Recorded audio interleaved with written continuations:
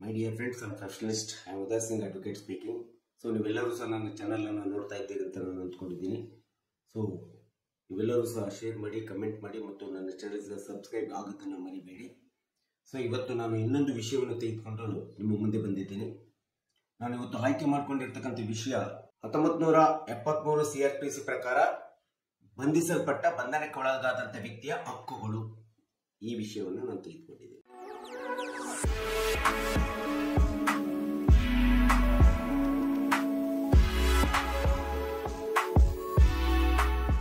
ಇವತ್ತಿನ ದಿನಗಳಲ್ಲಿ ಪೊಲೀಸ್ ಇಲಾಖೆ ಇರ್ಬೋದು ಅಥವಾ ಪೊಲೀಸರು ಇರ್ಬೋದು ಅಥವಾ ಪೊಲೀಸ್ ಅಧಿಕಾರಿಗಳು ಯಾವುದೇ ಆರೋಪಿಯನ್ನು ಅಥವಾ ಯಾವುದೇ ಒಂದು ಕ್ರಿಮಿನಲ್ ಮೊಕದ್ದಮೆಯಲ್ಲಿ ಅರೆಸ್ಟ್ ಮಾಡಲು ಬಂದಂತ ಸಂದರ್ಭದಲ್ಲಿ ನೀವ್ಯಾರೂ ಸಹ ಪೊಲೀಸರಿಗೆ ಹೆದರುವಂತ ಅವಶ್ಯಕತೆ ಇಲ್ಲ. ಯಾಕೆಂದ್ರೆ CRPC ಸೆಕ್ಷನ್ 50 ಪ್ರಕಾರ ಪ್ರತಿಯೊಬ್ಬ ವ್ಯಕ್ತಿಗೂ ಸಹ ತನ್ನದೇ ಆದಂತ ಗೌರವವನ್ನ ಮತ್ತು ಹಕ್ಕುಗಳನ್ನ ಸಂರಕ್ಷಣೆ ಮಾಡಿಕೊಳ್ಳುವಂತ ಒಂದು ಸೂಕ್ತವಾದಂತ ಕಾನೂನುಗಳನ್ನ ನಿಯಮಗಳನ್ನ CRPC 1973 ಅಡಿಯಲ್ಲಿ ಹೇಳಲಾಗಿರ್ತಕ್ಕಂಥದ್ದು ನಾವೆಲ್ಲರೂ ತಿಳ್ಕೋಬೇಕಾಗುತ್ತೆ. ಸೊ ಯಾವುದೇ ಒಬ್ಬ ಆರೋಪಿಯನ್ನ ಅರೆಸ್ಟ್ ಮಾಡಲು ಬಂಧಿಸಲು ಯಾವುದೇ ಒಬ್ಬ ಪೊಲೀಸ್ ಅಥವಾ ಪೊಲೀಸ್ ಅಧಿಕಾರಿಗಳು ನಿಮ್ಮಲ್ಲಿ ನಿಮ್ಮ ಮನೆಗೆ ಅಥವಾ ನಿಮ್ಮ ಹತ್ತಿರ ಬಂದ ತಕ್ಷಣ CRPC ಸೆಕ್ಷನ್ 50 ಕ್ಲಾಸ್ 1 ಪ್ರಕಾರ ಯಾವುದೇ ಒಬ್ಬ ಆರೋಪಿಗೆ ಬಂಧನದಲ್ಲಿರುವಂತಹ ಸಂದರ್ಭದಲ್ಲಿ ಅಥವಾ ಬಂಧಿಸುವಂತಹ ಸಂದರ್ಭದಲ್ಲಿ ಯಾವುದೇ ಪೊಲೀಸ್ ಅಧಿಕಾರಿಗಳಾಗ್ಲಿ ಪೊಲೀಸರಾಗ್ಲಿ ನಿಮಗೆ ಶಾರೀರಿಕವಾಗಿ ಆಗಲಿ ಬೌದ್ಧಿಕವಾಗಿ ಆಗಲಿ ಅಥವಾ ಮಾನಸಿಕವಾಗಿ ಆಗಲಿ ಯಾವುದೇ ವಿಧವಾದಂತ ಕಿರುಕುಳ ಕೊಡಬಾರದು ಎಂಬತಕ್ಕಂಥ ನಿಯಮವನ್ನ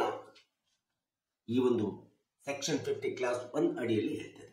ಯಾಕೆಂದ್ರೆ 1948 ಡಿಸೆಂಬರ್ 10ರಂದು ಈ ಜಗತ್ತಲ್ಲಿ ಸಾರ್ವತ್ರಿಕ ಮಾನವ ಹಕ್ಕುಗಳ ಘೋಷಣೆಯನ್ನು ಮಾಡಲಾಗಿದೆ.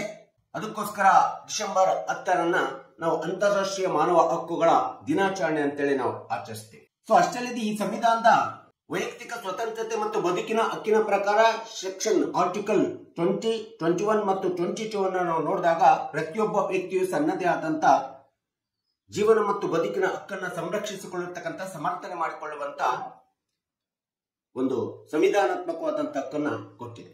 ಸೊ ಬಂಧಿಸಲ್ಪಡುವಂತ ವ್ಯಕ್ತಿ ಅಥವಾ ಅರೆಸ್ಟ್ಗೆ ಒಳಗಾಗುವಂತ ವ್ಯಕ್ತಿಗೆ ಇರುವಂತಹ ಅತಿ ಪ್ರಮುಖವಾದಂತ ಹಕ್ಕುಗಳಂತಂದ್ರೆ ಮೊಟ್ಟ ಮೊದಲನೇದಾಗಿ ಯಾವುದೇ ಒಬ್ಬ ಪೊಲೀಸ್ ಅಧಿಕಾರಿ ಒಬ್ಬ ಆರೋಪಿಯನ್ನ ಅಥವಾ ಯಾವುದೇ ಒಬ್ಬ ವ್ಯಕ್ತಿಯನ್ನ ಬಂಧಿಸಲ್ಪಟ್ಟಂತ ಸಂದರ್ಭದಲ್ಲಿ ಬಂಧನಕ್ಕೆ ಒಳಪಡಿಸುವಂತ ಸಂದರ್ಭದಲ್ಲಿ ಯಾವ ಕಾರಣಕ್ಕೋಸ್ಕರ ನಿನ್ನನ್ನು ಬಂಧಿಸ್ತಾ ಇದ್ದೀನಿ ಎಂಬತಕ್ಕಂಥ ಮಾಹಿತಿಯನ್ನ ಮೊಟ್ಟ ಮೊದಲನೇದಾಗಿ ಕೊಡಬೇಕಾಗುತ್ತೆ. ಇದು ಬಹಳ ಮುಖ್ಯ, ಇದು ಅತಿ ಪ್ರಮುಖವಾದಂತ ಒಂದು ಹಕ್ಕಾಗಿದೆ. ಹಾಗೆ ಸೆಕ್ಷನ್ 50 ಕ್ಲಾಸ್ ಎ ಪ್ರಕಾರ ಅಥವಾ 1 ಪ್ರಕಾರ ಒಂದು ವೇಳೆ ಆರೋಪಿಗೆ ಮಾಹಿತಿ ಕೊಡದೇ ಇದ್ದಂತ ಸಂದರ್ಭದಲ್ಲಿ ಆರೋಪಿಯನ್ನು ಬಂಧಿಸಲ್ಪಡುವಂತ ಸಂದರ್ಭದಲ್ಲಿ ಅಥವಾ ಯಾವುದೇ ಒಬ್ಬ ವ್ಯಕ್ತಿಯನ್ನು ಬಂಧನಕ್ಕೆ ಒಳಪಡಿಸುವಂತಹ ಸಂದರ್ಭದಲ್ಲಿ ಅವರ ಸಂಬಂಧಿಕರು ಏನಿದ್ದಾರೆ ಅವರ ಹತ್ತಿರದ ಸಂಬಂಧಿಕರು ಇರ್ಬೋದು ಅಥವಾ ಕುಟುಂಬಕ್ಕೆ ಸಂಬಂಧಪಟ್ಟಂತ ಸಂಬಂಧಿಕರಿಗೆ ಯಾವ ಕಾರಣದ ಮೇಲೆ ಯಾವ ಮಾಹಿತಿ ಮೇಲೆ ಯಾವ ಒಂದು ಆರೋಪ ಅಥವಾ ಅಪರಾಧದ ಮೇಲೆ ಇವರನ್ನ ಬಂಧಿಸಲ್ಪಡ್ತಾ ಇದ್ದೀನಿ ಎಂಬತಕ್ಕಂಥ ಮಾಹಿತಿಯನ್ನ ಅಟ್ಲೀಸ್ಟ್ ಅವರ ಕುಟುಂಬದ ಸಂಬಂಧಿಕರಿಗೆ ಮಾಹಿತಿಯನ್ನು ಕೊಡತಕ್ಕಂಥದ್ದು ಒಂದು CRPC ನಿಯಮ ಆಗಿದೆ, ಪೊಲೀಸರಾಗ್ಲಿ ಅಥವಾ ಪೊಲೀಸ್ ಅಧಿಕಾರಿಗಳಾಗಲಿ. ಅಷ್ಟೇ ಅಲ್ಲದೆ ಒಬ್ಬ ಪೊಲೀಸ್ ಅಧಿಕಾರಿ ಈ ರೀತಿಯಾದಂತ ಯಾವುದೇ ಒಬ್ಬ ವ್ಯಕ್ತಿಯನ್ನ ಬಂಧಿಸಲು ಅಥವಾ ಬಂಧನಕ್ಕೆ ಒಳಪಡಲು ಪೊಲೀಸರಿಗೆ ಅಥವಾ ಇನ್ಯಾವುದೇ ತನ್ನ ಅಧೀನ ಅಧಿಕಾರಿಗಳಿಗೆ ಹೇಳುವಂತ ಸಂದರ್ಭದಲ್ಲಿ ಬರೀ ಮೌಖಿಕವಾಗಿ ಹೇಳಿದ್ರೆ ಸಾಲದು. CRPC ಸೆಕ್ಷನ್ 51 ಮತ್ತು ಎ ಪ್ರಕಾರ ಸಂಬಂಧಪಟ್ಟಂತ ಪೊಲೀಸ್ ಇಲಾಖೆಯ ಠಾಣೆಯ PSI ಆಗಿರ್ಬೋದು, CPI ಆಗಿರ್ಬೋದು, DYSP ಆಗಿರ್ಬೋದು, SP ಆಗಿರ್ಬೋದು, ಇವರು ತಮ್ಮದೇ ಆದಂತ ಲಿಖಿತ ಆದೇಶವನ್ನು ಮಾಡಬೇಕಾಗುತ್ತೆ. ಇಂಥ ಒಂದು ಅಪರಾಧದ ಅಡಿ ಒಳಗಡೆ, ಇಂಥ ಒಂದು IPC ಸೆಕ್ಷನ್ ಅಡಿ ಒಳಗಡೆ ಇವರು ಆರೋಪಿಗಳಾಗಿ ಬಂಧನಕ್ಕೆ ಒಳಪಡ್ತಿದ್ದಾರೆ, ಇವರನ್ನು ಬಂಧಿಸಬಹುದು ಎಂಬತಕ್ಕಂಥ ಆದೇಶವನ್ನ ಲಿಖಿತ ಆದೇಶವನ್ನ ಮಾಡಬೇಕಾಗುತ್ತೆ ತನ್ನ ಅಧೀನ ಅಧಿಕಾರಿಗಳಿಗೆ. CRPC 75 ಸೆಕ್ಷನ್ ಪ್ರಕಾರ ಯಾವುದೇ ಒಬ್ಬ ವ್ಯಕ್ತಿಗೆ ಪೊಲೀಸರಾಗಲಿ ಅಥವಾ ಪೊಲೀಸ್ ಅಧಿಕಾರಿಗಳಾಗಲಿ ಬಂಧಿಸಲ್ಪಟ್ಟಾಗ ಅಥವಾ ಬಂಧನಕ್ಕೆ ಒಳಪಡಿಸಲು ಹೋದಂತ ಸಂದರ್ಭದಲ್ಲಿ ಒಂದು ವೇಳೆ ಬಂಧನಕ್ಕೆ ಒಳಪಡುವಂತ ಆರೋಪಿ ಇರ್ಬೋದು ಅಥವಾ ವ್ಯಕ್ತಿ ಇರ್ಬೋದು, ಅರೆಸ್ಟ್ ವಾರೆಂಟ್ ಅನ್ನ ಕೇಳಿದ್ರೆ ಅರೆಸ್ಟ್ ವಾರೆಂಟ್ ಅನ್ನ ತೋರಿಸಬೇಕಾಗುತ್ತೆ ಅಥವಾ ಅರೆಸ್ಟ್ ವಾರೆಂಟ್ ಅನ್ನ ಎಕ್ಸಿಕ್ಯೂಷನ್ ಮಾಡಬೇಕಾಗುತ್ತೆ. ಅರೆಸ್ಟ್ ವಾರೆಂಟ್ ಮೂಲಕ ಅಂತ ಒಬ್ಬ ವ್ಯಕ್ತಿಯನ್ನ ಬಂಧಿಸಲ್ಪಡಬೇಕಾಗುತ್ತೆ ಸೆಕ್ಷನ್ 75 ಪ್ರಕಾರ. ಇನ್ನು ಸಂವಿಧಾನದ ವೈಯಕ್ತಿಕ ಸ್ವತಂತ್ರತೆ ಮತ್ತು ಬದುಕಿನ ಹಕ್ಕಿನಲ್ಲಿ ಬಂದಾಗ ಆರ್ಟಿಕಲ್ 22ರಲ್ಲಿ ಕ್ಲಾಸ್ 1 ಅನ್ನ ನಾವು ನೋಡ್ತಾ ಹೋದ್ರೆ ಯಾವುದೇ ಒಬ್ಬ ಅಧಿಕಾರಿ ಒಬ್ಬ ಆರೋಪಿಯನ್ನ ಅಥವಾ ಯಾವುದೇ ವ್ಯಕ್ತಿಯನ್ನ ಬಂಧಿಸಲ್ಪಟ್ಟಂತ ಸಂದರ್ಭದಲ್ಲಿ ಯಾಕೆ ಬಂಧಿಸಲ್ಪಡ್ತಿದ್ದೀನಿ ಎಂಬತಕ್ಕಂಥದ್ದನ್ನ ಕಾರಣವನ್ನು ಕೊಡಬೇಕಾಗುತ್ತೆ. ಕಾರಣ ಕೊಡದೆ ಬಂಧಿಸಲು ಬರುವುದಿಲ್ಲ. ಸೊ ಈ ರೀತಿಯಾದಂತಹ ಬಂಧನಕ್ಕೊಳಗಾಗುವಂತ ವ್ಯಕ್ತಿಗಳು ಬಹಳಷ್ಟು ಹಕ್ಕುಗಳು ನಮ್ಮ ಸಿಆರ್ಪಿಸಿ ನಿಯಮದಲ್ಲಿ ಹೇಳ್ತೇವೆ ಮತ್ತು ಸಂವಿಧಾನದ ವೈಯಕ್ತಿಕ ಸ್ವತಂತ್ರತೆ ಮತ್ತು ಬದುಕಿನ ಹಕ್ಕಿನಲ್ಲಿ ನಮಗೆ ಈ ಒಂದು ಹಕ್ಕುಗಳನ್ನು ಕೊಡಲಾಗಿದೆ. ಅರೆಸ್ಟ್ ಅಥವಾ ಬಂಧನಕ್ಕೆ ಅಥವಾ ಬಂಧಿಸಲ್ಪಟ್ಟಂತ ವ್ಯಕ್ತಿ ಸಿಆರ್ಪಿಸಿ 55ರ ಪ್ರಕಾರ ಬಂಧನಕ್ಕೆ ಒಳಪಟ್ಟಂತ ವ್ಯಕ್ತಿಯನ್ನ 24 ಗಂಟೆ ಒಳಗಡೆ ಹತ್ತಿರದಲ್ಲಿರ್ತಕ್ಕಂಥ ಮ್ಯಾಜಿಸ್ಟ್ರೇಟ್ ನ್ಯಾಯಾಲಯದ ಮುಂದೆ ಹಾಜರುಪಡಿಸಬೇಕಾಗುತ್ತೆ.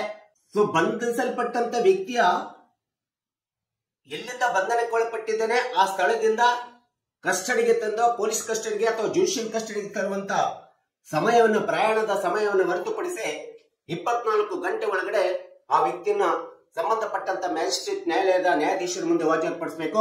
ಒಂದು ವೇಳೆ ಏನಾದರೂ 24 ಗಂಟೆಗಿಂತ ಹೆಚ್ಚಿಗೆ ಕಸ್ಟಡಿ ಒಳಗೆ ಬಂಧನದಲ್ಲಿ ಇಟ್ಟಿದ್ದೆ ಆದ್ರೆ ಅದು ಕಾನೂನು ಬಾಹಿರವಾಗುತ್ತೆ. ಅಂತ ಒಂದು ಪೊಲೀಸ್ ಠಾಣೆ ಮತ್ತು ಪೊಲೀಸರು ಮತ್ತು ಪೊಲೀಸ್ ಅಧಿಕಾರಿಗಳು ಈ ಒಂದು ಕಾನೂನಿನ ಪ್ರಕ್ರಿಯೆಯನ್ನ ಪುನಃ ಅವರ ವಿರುದ್ಧ ತೆಗೆದುಕೊಳ್ಬೇಕಾಗುತ್ತೆ. ಅವರು ಅದನ್ನು ಎದುರಿಸುವಂತ ಪರಿಸ್ಥಿತಿ ನಿರ್ಮಾಣ ಆಗುತ್ತೆ. ಸಿಆರ್ಪಿಸಿ 50 ಕ್ಲಾಸ್ 2 ಪ್ರಕಾರ ಯಾವುದೇ ವ್ಯಕ್ತಿಯನ್ನ ಪೊಲೀಸ್ ಕಸ್ಟಡಿಯಲ್ಲಿ ಬಂಧಿಸಲ್ಪಟ್ಟಂತ ಸಂದರ್ಭದಲ್ಲಿ ಅಥವಾ ಅರೆಸ್ಟ್ ಮಾಡಿಕೊಂಡು ಇಟ್ಟಂತ ಸಂದರ್ಭದೊಳಗಡೆ ಒಂದು ವೇಳೆ ನಾನ್ ಕಾಗ್ನಿಸಬಲ್, ಕಾಂಪೌಂಡೇಬಲ್ ಅಥವಾ ಬೇಲೇಬಲ್ ವಾರೆಂಟ್ ಇದ್ದಾಗ ಮಾತ್ರ ಪರ್ಸನಲ್ ಶ್ಯೂರಿಟಿ ಬೇಲ್ ಬಾಂಡ್ ಅನ್ನು ತೆಗೆದುಕೊಂಡು ಅವರನ್ನ ರಿಲೀಸ್ ಮಾಡಬೇಕಾಗುತ್ತೆ. ಒಂದು ವೇಳೆ ಕಾಗ್ನಿಸಬಲ್ ಇದ್ರೆ ಅವರನ್ನ ನ್ಯಾಯಾಲಯದ ನ್ಯಾಯಾಧೀಶರ ಮುಂದೆ ಹಾಜರುಪಡಿಸಬೇಕಂತೇಳಿ ಸಿಆರ್ಪಿಸಿ ಸೆಕ್ಷನ್ 50 ಕ್ಲಾಸ್ 2 ಸ್ಪಷ್ಟವಾಗಿ ಹೇಳಿರ್ತಕ್ಕಂಥದ್ದನ್ನ ನಾವು ನೋಡ್ತಾ ಇದ್ದೀವಿ. ಸೊ ಇವತ್ತು ಈ ದೇಶದ ಸಂವಿಧಾನದ ಮೊಟ್ಟ ಮೊದಲನೇ ಮೂಲಭೂತ ಹಕ್ಕು ಪರಿಚ್ಛೇದ 14ರಿಂದ 18ರವರೆಗೆ ನೋಡ್ತಾ ಹೋದ್ರೆ, ಪರಿಚ್ಛೇದ 14ನ್ನ ನೋಡ್ತಾ ಹೋದ್ರೆ ಕಾಯ್ದೆ ಮುಂದೆ ಎಲ್ಲರೂ ಸಮಾನರು, ಕಾಯ್ದೆ ಸಮಾನವಾದಂತ ರಕ್ಷಣೆಯನ್ನು ಕೊಡ್ತಾ ಇದೆ. ಈ ಒಂದು ಹಿನ್ನೆಲೆಯಲ್ಲಿ ಬಂಧಿಸಲ್ಪಟ್ಟಂತ ಅರೆಸ್ಟ್ ಆದಂತ ಯಾವುದೇ ವ್ಯಕ್ತಿಯು ಸಹ ಪ್ರೊಸೀಡಿಂಗ್ಸ್ ನ್ಯಾಯಾಲಯದ ಪ್ರೊಸೀಜರ್ಸ್ ಗಳನ್ನ, ನ್ಯಾಯಾಲಯದ ಟ್ರಯಲ್ಸ್ ಗಳನ್ನ, ವಿಚಾರಣೆಗಳನ್ನ ಫೇಸ್ ಮಾಡಲೇಬೇಕಾಗುತ್ತೆ. ಆ ವಿಚಾರಣೆಯಿಂದ ತಪ್ಪಿಸಿಕೊಳ್ಳುವಂತದ್ದು ಸಾಧ್ಯ ಆಗೋದಿಲ್ಲ. ಯಾಕಂದ್ರೆ ಕಾನೂನು ಕಾಯ್ದೆ ದೊಡ್ಡ ವ್ಯಕ್ತಿಗೂ ಸಹ ಒಂದೇ ಆಗಿದೆ, ಯಾವುದೇ ಸಾಮಾನ್ಯ ಕನಿಷ್ಠ ವ್ಯಕ್ತಿಗೂ ಸಹ ಒಂದೇ ಆಗಿದೆ. Equality before law, equal protection of law ಅಂತ ಹೇಳ್ತೀವಿ. ಕಾಯ್ದೆ ಮುಂದೆ ಎಲ್ಲರೂ ಸಮಾನರು, ಎಲ್ಲರಿಗೂ ಸಮಾನವಾದಂತ ಸಂರಕ್ಷಣೆ ಕೊಡ್ತದೆ. ಅದಕ್ಕೆ ಬಂಧನಕ್ಕೊಳಪಟ್ಟಂತ ಪ್ರತಿಯೊಬ್ಬ ವ್ಯಕ್ತಿಯೂ ಸಹ ಅವನು ಎಷ್ಟೇ ದೊಡ್ಡವರಿರಲಿ ಅವರು ನ್ಯಾಯಾಲಯದ ಮುಂದೆ ವಿಚಾರಣೆಗೊಳಪಡಬೇಕಾಗುತ್ತೆ. ಈ ಒಂದು ಸಿಆರ್ಪಿಸಿ ನಿಯಮದಲ್ಲಿ ಹೇಳಿರ್ತಕ್ಕಂಥದ್ದನ್ನ ನಾವು ನೋಡ್ತೀವಿ. ಸೊ ಈ ರೀತಿ ಬಂಧಿಸಲ್ಪಟ್ಟಂತ ಅಥವಾ ಅರೆಸ್ಟ್ ಆದಂತ ವ್ಯಕ್ತಿಗೆ ತನ್ನದೇ ಆದಂತ ವಕೀಲರ ಜೊತೆಗೆ ಕನ್ಸಲ್ಟ್ ಮಾಡುವಂತ ಅಥವಾ ಇಂಟರಿಗೇಟ್ ಮಾಡುವಂತ ಒಂದು ಹಕ್ಕನ್ನ, ಮೂಲಭೂತ ಹಕ್ಕನ್ನ ಈ ಸಂವಿಧಾನದಲ್ಲಿ ಕೊಡಲಾಗಿದೆ ಮತ್ತು ಸಿಆರ್ಪಿಸಿ ನಿಯಮ ಹೇಳಿರ್ತಕ್ಕಂಥದ್ದನ್ನ ನಾವು ನೋಡ್ತೀವಿ. ಇದಕ್ಕೆ ಪೊಲೀಸರು ಅಥವಾ ಪೊಲೀಸ್ ಇಲಾಖೆ ಅಧಿಕಾರಿಗಳಾಗಲಿ ಅವಕಾಶವನ್ನು ಮಾಡಿಕೊಡ್ಬೇಕಾಗುತ್ತೆ. Every accused is have the right to consult his own advocate. So ಅಷ್ಟೇ ಅಲ್ಲದೆ ಸಂವಿಧಾನಾತ್ಮಕವಾದಂತ ವಿಧಿ 22 ನೋಡ್ತಾ ಹೋದ್ರೆ ಈ ರೀತಿ ಬಂಧನಕ್ಕೆ ಅರೆಸ್ಟ್ ಆದಂತ ವ್ಯಕ್ತಿಗೆ ಕ್ಲಾಸ್ 1 ನಾವು ನೋಡ್ತಾ ಹೋದಾಗ ಅರೆಸ್ಟ್ ಆದಂತ ಪ್ರತಿಯೊಬ್ಬ ವ್ಯಕ್ತಿಯು ಸಹ ತನ್ನದೇ ಆದಂತ ಅಡ್ವೊಕೇಟ್ಸ್ ಅನ್ನ ನೇಮಿಸಿಕೊಳ್ಳುವಂತ ಒಂದು ಸ್ಪಷ್ಟವಾದಂತ ಸಂವಿಧಾನಾತ್ಮಕವಾದಂತ ಹಕ್ಕನ್ನ ಕೊಟ್ಟಿರ್ತಕ್ಕಂಥದ್ದನ್ನ ನಾವು ನೋಡ್ತಾ ಇದ್ದೀವಿ. ಹಾಗೆ ಬಂಧಿಸಲ್ಪಟ್ಟಂತ ವ್ಯಕ್ತಿ ನಾವು ಸಿಆರ್ಪಿಸಿ 303ರ ಪ್ರಕಾರ ನಾವು ನೋಡ್ತಾ ಹೋದ್ರೆ ಈ ಒಂದು ತನ್ನದೇ ಆದಂತ ಆರೋಪವನ್ನು ಸಾಬೀತುಪಡಿಸಲಿಕ್ಕೆ ನ್ಯಾಯಾಲಯದಲ್ಲಿ ಡಿಫೆನ್ಸ್ ಸರ್ಕಾರಿ ವಕೀಲರು ಅಂತ ಹೇಳಿರ್ತಾರೆ.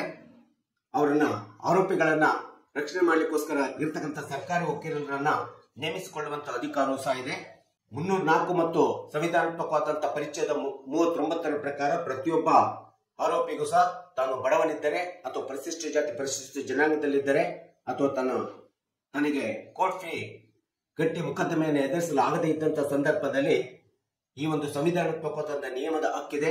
ಮತ್ತು ಸಿಆರ್ಪಿಸಿ 304ರ ಪ್ರಕಾರ ಸೆಕ್ಷನ್ 304 ಮತ್ತು ಸಂವಿಧಾನದ 39ನೇ ವಿಧಿಯ ಪ್ರಕಾರ ಪ್ರತಿಯೊಬ್ಬ ಆರೋಪಿಯೂ ಸಹ ಕಾನೂನು ಸೇವಾ ಪ್ರಾಧಿಕಾರದ ಮೂಲಕ ಉಚಿತವಾದಂತಹ ಕಾನೂನು ಸೇವೆಯನ್ನು ಪಡೆದುಕೊಳ್ಳುವಂತ ಒಂದು ನಿಯಮವನ್ನ, ಹಕ್ಕನ್ನ ಪ್ರತಿಯೊಂದು ರಾಷ್ಟ್ರ ಮತ್ತು ರಾಜ್ಯ ಸರ್ಕಾರದಲ್ಲಿ ಮಾಡಿಕೊಟ್ಟಿರ್ತಕ್ಕಂಥದ್ದನ್ನ ನಾವು ನೋಡ್ತಾ ಇದ್ದೀವಿ.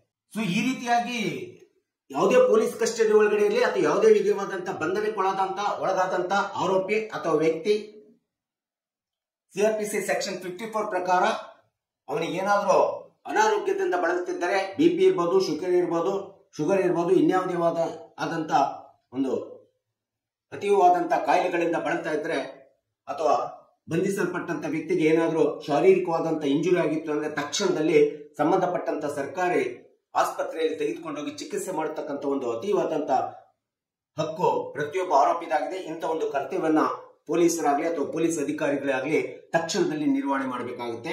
ಅಷ್ಟೇ ಅಲ್ಲದೆ ಯಾವುದೇ ಒಬ್ಬ ಆರೋಪಿಯನ್ನ ಅಥವಾ ವ್ಯಕ್ತಿಯನ್ನ ಪೊಲೀಸ್ ಕಸ್ಟಡಿಯಲ್ಲಿ ಇಟ್ಟಂತ ಸಂದರ್ಭದಲ್ಲಿ ಆ ವ್ಯಕ್ತಿಯ ಜೀವ ಇರಬಹುದು ಮತ್ತು ಆ ವ್ಯಕ್ತಿಗೆ ಯಾವುದೇ ವಿಧವಾದಂತ ಮಾನಸಿಕವಾಗಿ ದೈಹಿಕವಾಗಿ ತೊಂದರೆ ಆಗದ ಹಾಗೆ ನೋಡಿಕೊಳ್ಳುವಂತ ಸ್ಪಷ್ಟವಾದಂತ ಕರ್ತವ್ಯ ಪೊಲೀಸ್ ಸ್ಟೇಷನ್ನಿನ ಅಧಿಕಾರದಾಗಿರ್ತದೆ, ಪೊಲೀಸರದಾಗಿರ್ತದೆ. ಸೊ ಹೀಗೆ ಬಂಧನಕ್ಕೆ ಒಳಪಟ್ಟಂತ ಬಂಧಿಸಲ್ಪಟ್ಟಂತ ಆರೋಪಿ ಇರಲಿ ಅಥವಾ ಇನ್ಯಾವುದೇ ವ್ಯಕ್ತಿಗಳಿರಲಿ ಸಾರ್ವಜನಿಕವಾಗಿ ನೀವೆಲ್ಲರೂ ಸಹ ಈ ಎಲ್ಲ ಹಕ್ಕುಗಳು ಕಕ್ಷಿದಾರರು ಮತ್ತು ಸಾರ್ವಜನಿಕರು ನೀವೆಲ್ಲರೂ ಸಹ ಈ ರೀತಿಯಾದಂತ ಸಿಆರ್ಪಿಸಿಯ ನಿಯಮ ಮತ್ತು ಸಂವಿಧಾನಾತ್ಮಕವಾದಂತ ಹಕ್ಕುಗಳು ನಿಮಗೆ ಸಂರಕ್ಷಣೆಗೆ ನಿಮ್ಮ ಗೌರವವನ್ನ ಸಂರಕ್ಷಣೆ ಮಾಡಿಕೊಳ್ಳಿಕ್ಕೆ ಇದ್ದಾವೆ ಎಂಬತಕ್ಕಂಥದ್ದನ್ನ ತಿಳಿದುಕೊಳ್ತಾ, ಸೊ ಬಂಧಿಸಲ್ಪಡುವಂತ ವ್ಯಕ್ತಿ ಇವತ್ತಿನ ದಿನಗಳಲ್ಲಿ ನಿಮ್ಮದೇ ಆದಂತ ಸಂರಕ್ಷಣೆ ಮಾಡಿಕೊಳ್ಳುವಂತ ನಿಯಮಗಳಿದ್ದಾವೆ ಎಂಬತಕ್ಕಂಥದ್ದನ್ನ ಈ ವಿಡಿಯೋ ಮೂಲಕ ನಾನು ನಿಮಗೆ ಹೇಳ್ತೀನಿ. ಈ ವಿಡಿಯೋ ಇಷ್ಟ ಆಗಿದ್ರೆ ಶೇರ್ ಮಾಡಿ, ಲೈಕ್ ಮಾಡಿ, ಕಮೆಂಟ್ ಮಾಡಿ ಮತ್ತು ನನ್ನ ಚಾನೆಲ್ಗೆ ಸಬ್ಸ್ಕ್ರೈಬ್ ಆಗೋದನ್ನ ಮರಿಬೇಡಿ ಅಂತ ಹೇಳ್ತಾ ಇವತ್ತಿನ ವಿಷಯಕ್ಕೆ ವಿರಾಮವನ್ನು ಹೇಳ್ತೀನಿ. ಇನ್ನೊಂದು ವಿಷಯವನ್ನು ತೆಗೆದುಕೊಂಡು ನಿಮ್ಮ ಮುಂದೆ ಬರ್ತೀನಿ. ಜೈ ಹಿಂದ್, ಜೈ ಕರ್ನಾಟಕ.